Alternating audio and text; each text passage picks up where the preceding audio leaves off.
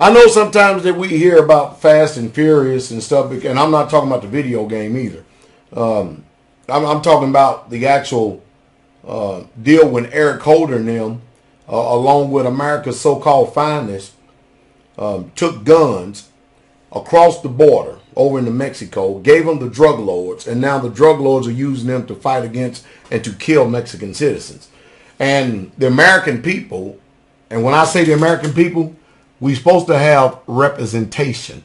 We are supposed to have representation, i.e. your congressman. Isn't it utterly amazing that whenever you try to talk to your congressman, you can't get to them? They're so busy. You can't never talk to them. And I understand that. I understand that there's a lot of people compared to two representatives, but these boogers are sold out. Now you know what Mexico is demanding of the American government. All bordering states that border the actual Mexico line, the Mexican line, they want a registration. They want to know all gun owners that border their states. Isn't that amazing? What American people need to do is ask, why did our government, and why is Eric Holder not doing life in prison? Now, personally, I prefer that these politicians and bankers, whenever they mess up as bad as they do, get the guillotine. That's what I personally think they should get. The guillotine, or Americans are accustomed to hanging folks too, aren't they? And I guarantee this would deter all the corruption. But since we have a system to where the people who make the laws break the laws and they never get judged for it, it's something called, for the politicians and the bankers, sovereign immunity. And that means no matter what they do, simply because of the job that they have and who they work for, they are literally immune. Kind of like when some diplomat comes over here from some other country, they have diplomatic immunity. That means that they are immune from our laws. Now, how they come up with this crazy junk, I don't know. And they expect people in a wartime situation to actually obey the dictates and the mandates of the Geneva Convention.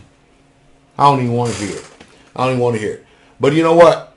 There is a sheriff in Milwaukee that is warning people of a second American revolution over gun control. And the reason why I'm going to include this link down here below, because this sheriff sounds just like me when I'm talking. You're going to find out that he says the same things that I say. I just got this video from Brother Mitchell today, and he ain't pulling no punches. He ain't making no mistakes. He's just telling you flat out how it is. Now, the mainstream news media, blackout. You ain't going to ever hear it. Piers Morgan, blackout. I noticed Piers Morgan, he always try to pick the people behind the TV cameras or behind video that he try to bully with words and stuff. But when they get in there face to face, it's another story, isn't it, Piers Morgan? Well, anyway, I'm telling you, the powers that be, meaning the globalists, they are after our guns. And all you people, especially in these small cities and towns, you better wake up.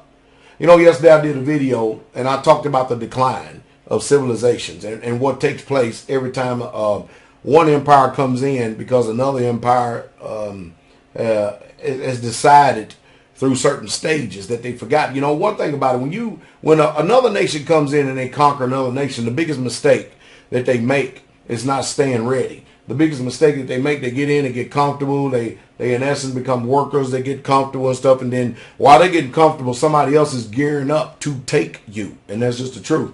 And in this comfortable, being comfortable and stuff, we have a decline. We're looking at the immorality here today, where boys don't know their boys, girls don't know their girls. They don't know their gender. They don't know. They think they got mental problems up here, which they probably do if they're being pumped up with all these pharmaceuticals. They don't know where they're coming or going. But I tell you what, with this type of decline of morality, where there's no more morals and the laws, morality has literally been spit at in our face and kicked out of every school and everything, and every home, and what nothing but immorality is just flaunted in front of every movie and every TV screen stuff. What do you expect? We are immoral, and we are past what you call decline. We're getting ready to have another country take us over in conquest simply because we've been lulled to sleep. Check out this video. You're going to enjoy this.